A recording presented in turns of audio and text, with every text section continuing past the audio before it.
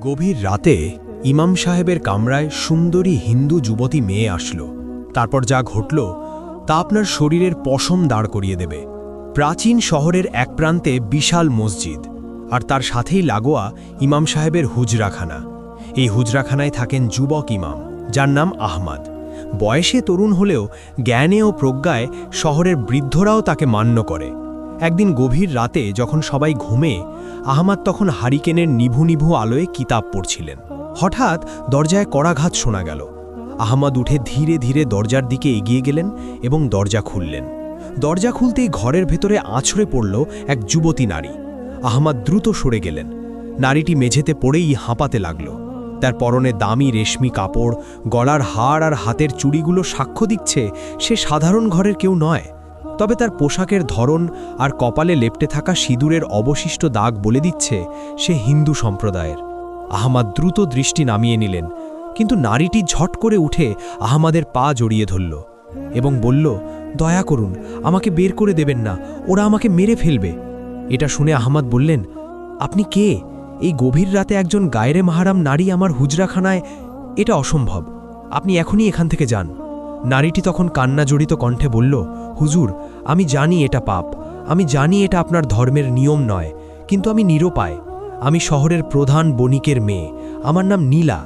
আজ রাতে শহরের শাসনকর্তা আমার বাবাকে হত্যা করেছে। সে এখন আমাকে খুঁজছে। আমি যদি এখন বাইরে যাই, ওরা আমাকে ছিঁড়ে খাবে। দয়া করুন, শুধু আজকের রাতটুকু। মেয়েটির কথা শুনে আহমদ থমকে গেলেন। শহরের শাসনকর্তা জালেম খান এক অত্যাচারী শাসক। তার লোলুপ দৃষ্টি থেকে এই শহরের কেউ নিরাপদ নয়। কিছুক্ষণ পর আহমদ বললেন, কিন্তু এখানে আপনার থাকা নিরাপদ নয়। কেউ যদি দেখে ফেলে তবে আমার এবং আপনার উভয়েরই মৃত্যুদণ্ড হবে। সমাজ এটা মেনে নেবে না। তখন নীলা কাঁপতে কাঁপতে বলল, মৃত্যু তো বাইরেও অপেক্ষা করছে। আপনার এখানে থাকলে অপবাদ জুটবে, কিন্তু বাইরে গেলে আবার ইজ্জত আর প্রাণ দুটোই যাবে। আমি শুনেছি মুসলমানরা আমানত রক্ষা করে। আমি আজ আপনার কাছে আমানত। আপনি কি আমাকে হায়েনাদের হাতে তুলে দেবেন? এটা শুনে যুবক আহমদের কপালে চিন্তার ভাঁজ পড়ল। একদিকে কঠোর ধর্মীয় অনুশাসন ও সামাজিক নিয়ম, অন্যদিকে একজন বিপদগ্রস্ত নারীর সম্ভ্রম ও জীবন রক্ষা। ইসলাম অসহায়ের সেবাকে সর্বোচ্চ গুরুত্ব দেয়, কিন্তু প্রেক্ষাপটটি অত্যন্ত জটিল। তাই আহমদ দ্রুত সিদ্ধান্ত নিলেন, যা হবার হবে, কিন্তু তিনি সহযোগিতা করবেন। তিনি দরজাটি শক্ত করে বন্ধ করে দিলেন এবং মোটা কাঠের খিল তুলে দিলেন। তারপর তিনি নীলাকে বললেন, শোনেন, আমি আপনাকে আশ্রয় দিচ্ছি, কিন্তু শর্ত আছে। ফজরের আজানের আগেই আপনাকে এখান থেকে চলে যেতে হবে। আর আমি যতক্ষণ এই ঘরে আছি, আপনি ওই কোণে পর্দার আড়ালে থাকবেন, ভুলেও সামনে আসবেন না।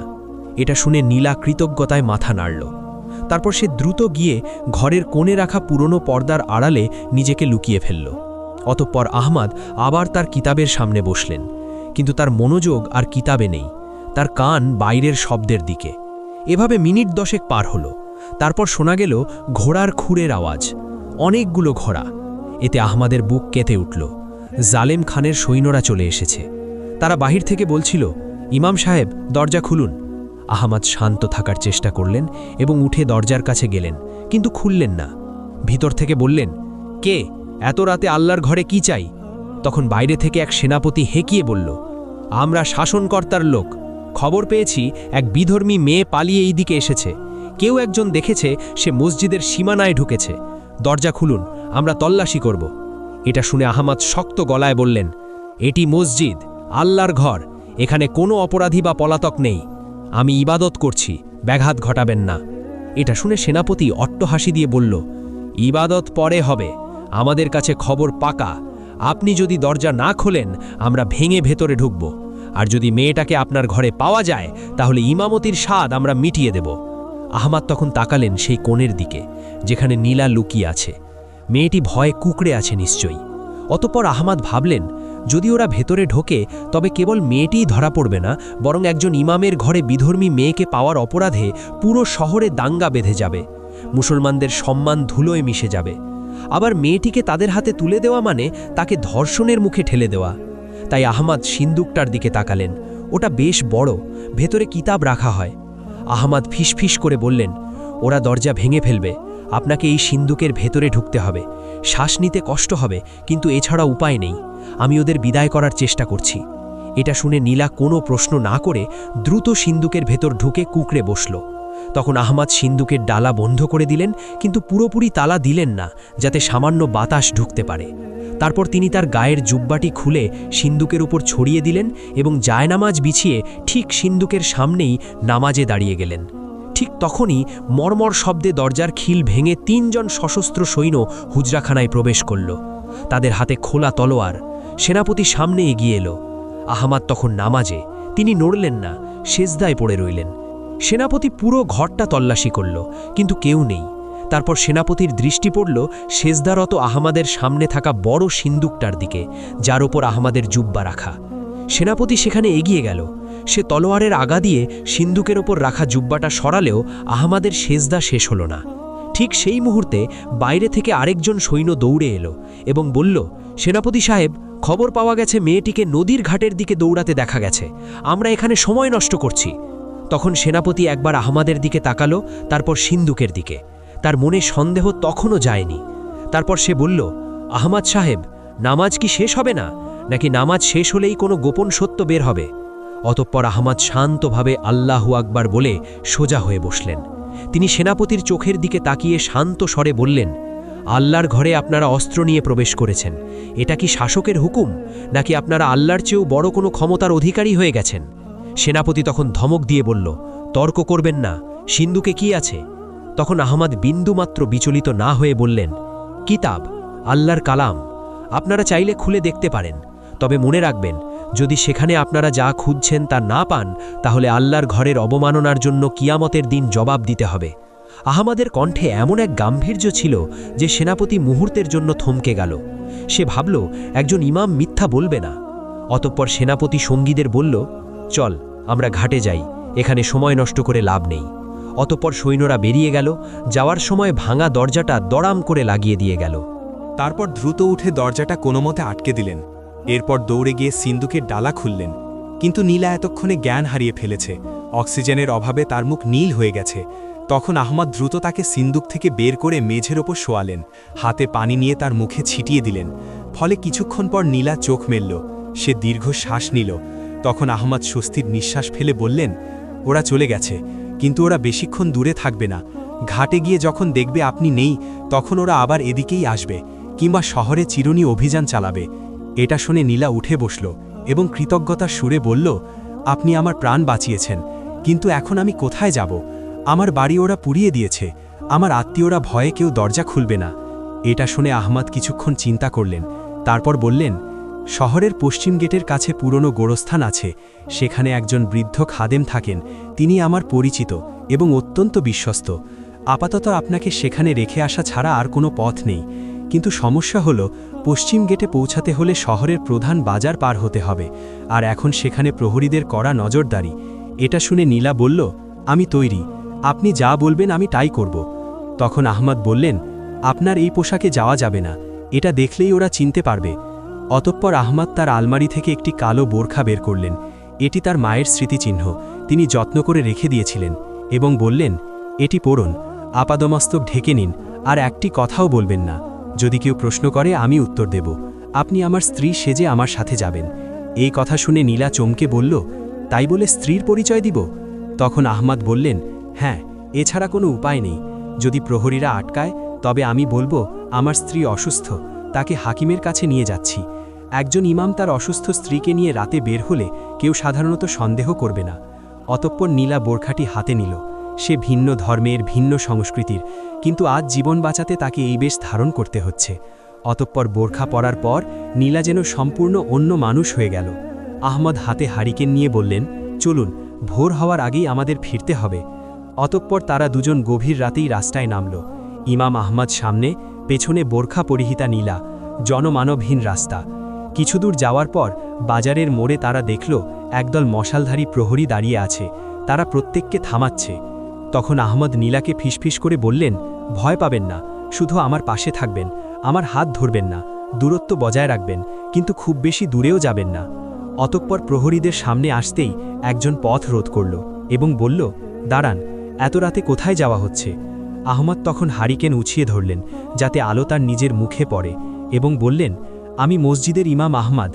এই কথা শুনে প্রহরীটি চিনে পেরে বলল, ওহ হুজুর, মাফ করবেন, কিন্তু এত রাতে কোথায় যাচ্ছেন?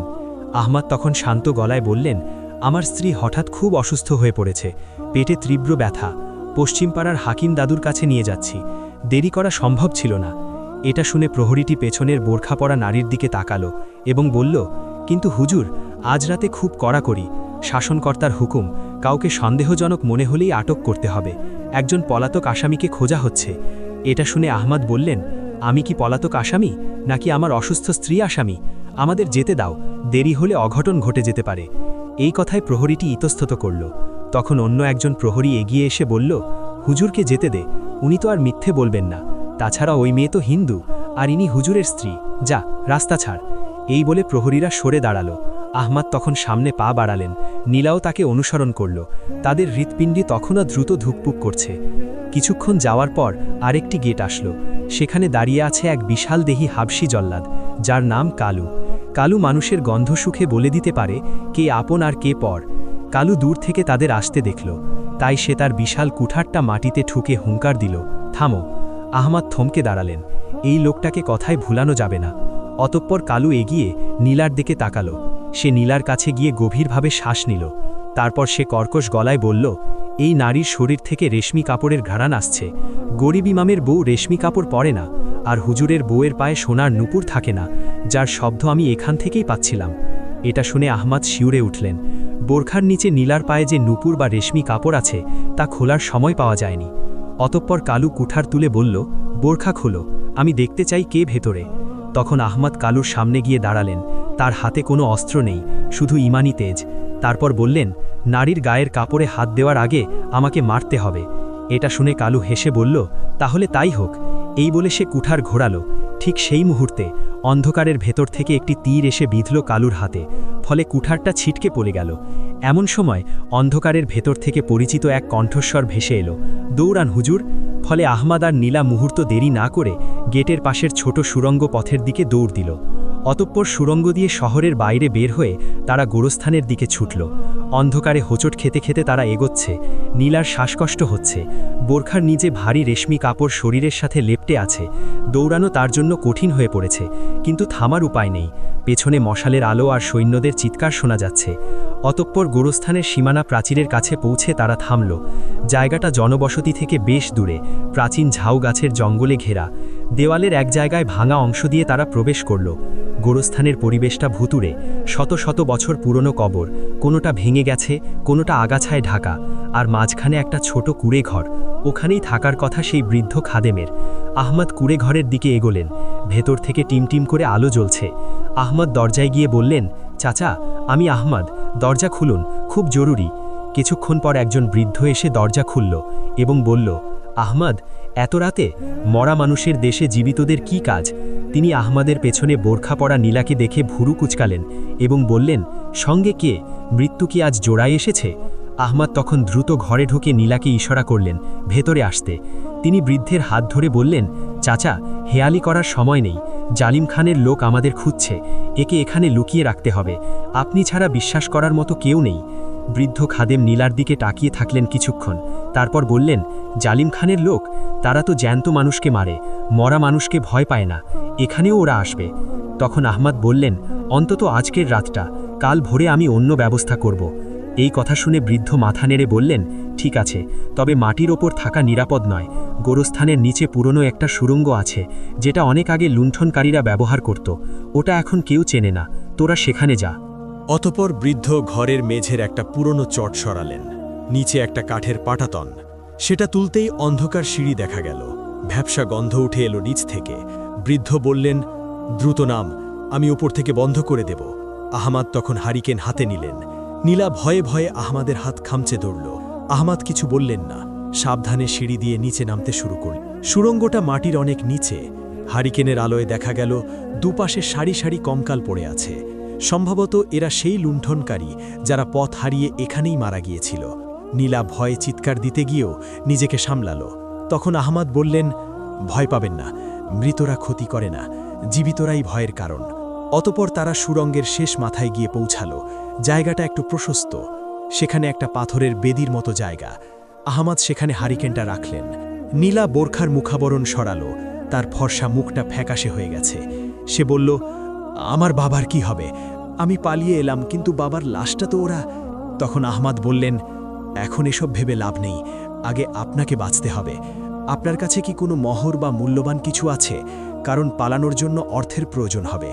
তখন নীলা তার গলার হার আর হাতের দামি চুড়িগুলো দেখিয়ে বলল, এগুলো অনেক দামি, কিন্তু এগুলো বিক্রি করতে গেলেই তো ধরা পড়ব। এটা শুনে আহমাদ চিন্তিত মুখে বললেন, ঠিক বলেছেন, এগুলো এখন সম্পদের চেয়ে বিপদ বেশি, এগুলো লুকিয়ে রাখতে হবে। হঠাৎ ওপর থেকে ধূপধাপ শব্দ শোনা গেল, মনে হচ্ছিল কেউ কুড়ে ঘরের মেঝেতে জোরে জোরে পা ফেলছে।